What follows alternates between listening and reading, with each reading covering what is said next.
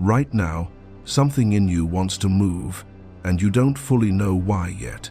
There's a thing that happens to a person somewhere along the path. They stop explaining themselves. Not out of arrogance, something quieter than that. Like they've finally done auditioning for a role they already have. And you do that thing where something in your chest starts pressing forward before you've decided anything. It's not anxiety exactly. It's more like the body already knows the answer and the mind is still catching up.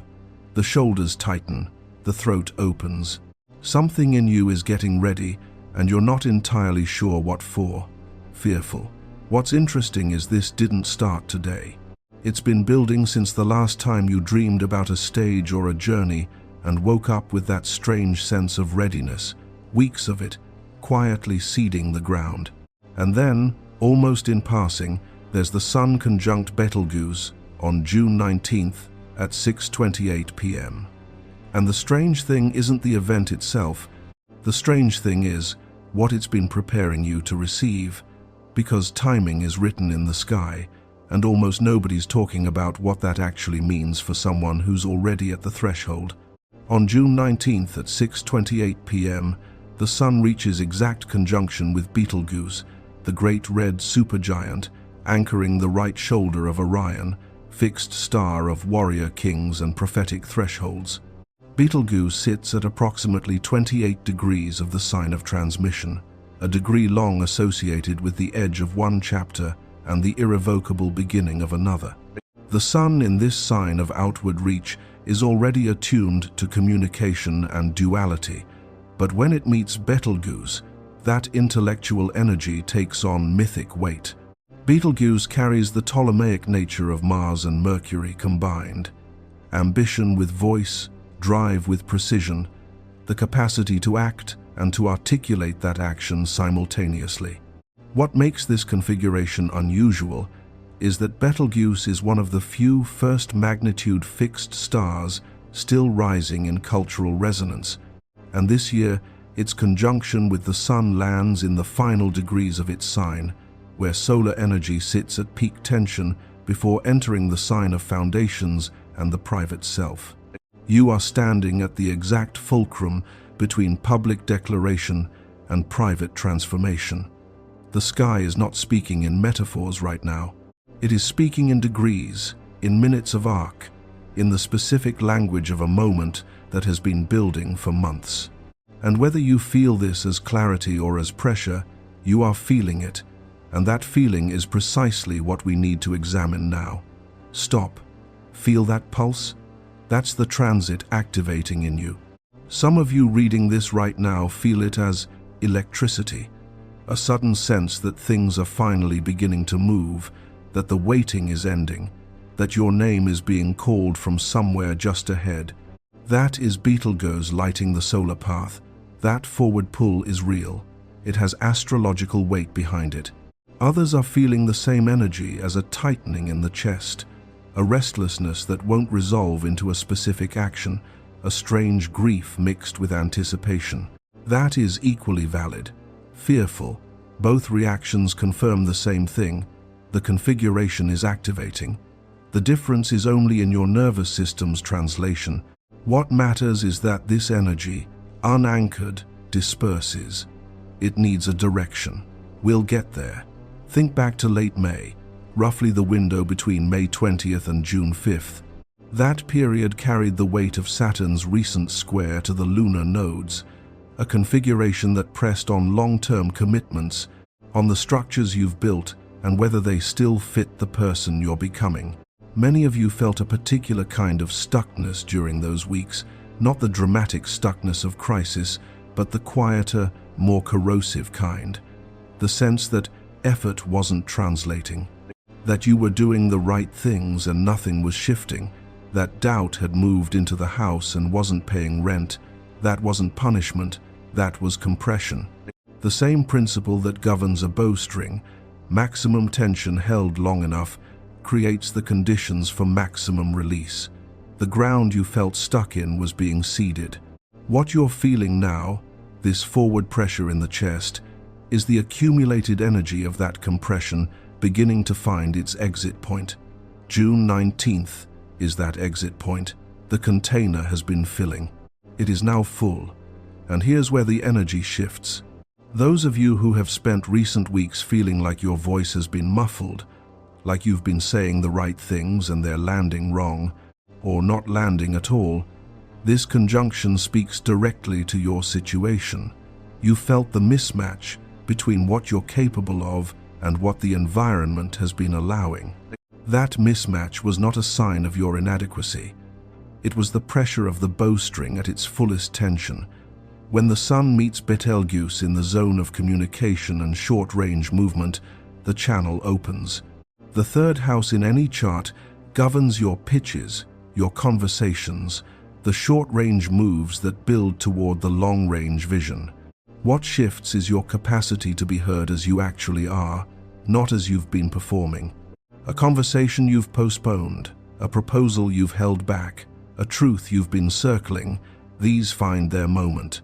Concrete outcomes include a professional communication that moves something that has been stalled for weeks, a reconnection with a close collaborator that reframes an old tension, and a local opportunity that requires you to step forward publicly. The deeper transformation beneath these external moves is a recalibration of how you use your voice. This transit rewards precision.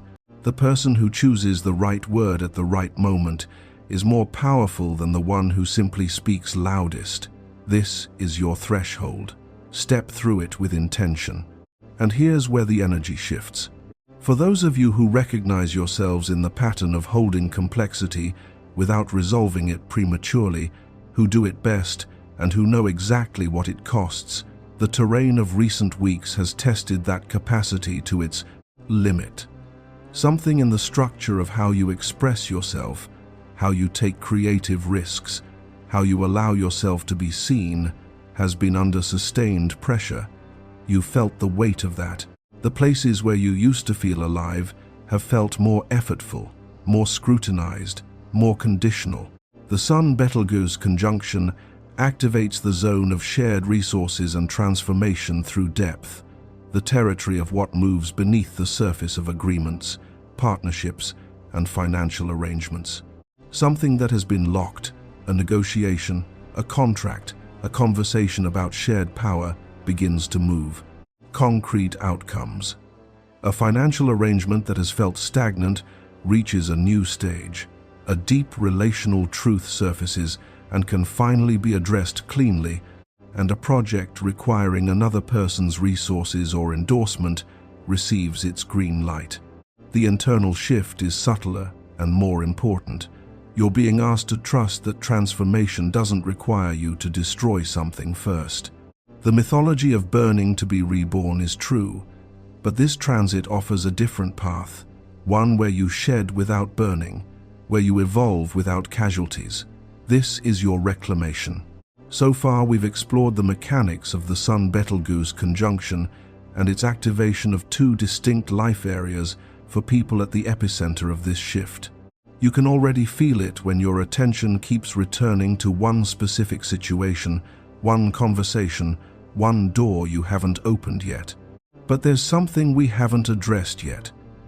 What happens to those who have been holding the weight of this energy the longest, and what becomes possible when that weight finally lifts? And here's where the energy shifts. If you are someone who has been quietly keeping things functional while the atmosphere has been unstable, the one who manages, organizes, refines, and makes sure the details don't slip, while everything around you has been in flux, this transit is speaking to you directly. A recent retrograde period through the zones of belief and shared meaning created a window of profound internal review. Structures you'd built your life around were examined and found wanting, or found more solid than you'd feared, or both, simultaneously. You processed a great deal in that window, most of it privately, most of it without acknowledgement. The Sun-Betelgeuse conjunction now illuminates the house of public standing, career, and legacy. What shifts is recognition, not flattery, recognition. The distinction between someone noticing your output and someone understanding the quality of your thinking. What you're feeling is not just this week's weather. It's the culmination of a pressure cycle, a point where accumulated tension finally has somewhere to go. The next cycle begins on June 21st. What happens between now and then is binary. You either meet this threshold or you defer it. It's binary. The door is open because you positioned yourself to be standing at it. That positioning was not accidental. It was the result of every month of quiet work, every period of compression, every moment when you kept going without external confirmation that it was worth it. This moment is the confirmation, the precise mechanics of what this solstice transition activates and how to work with the cardinal energy that follows, I give you in the next video. At sunset on June 19, face west. Hold your one move in mind and let the light do what light does, illuminate what was always there, waiting to be seen. Right now, as the sun crowns Betelgeuse and the solstice threshold draws near, the only question left is whether you choose to meet this moment or let it pass. Subscribe so you are here for what comes next. Leave a comment with what your one move is. Writing it makes it real. And share this with someone who needs to hear it, because some thresholds are meant to be crossed together.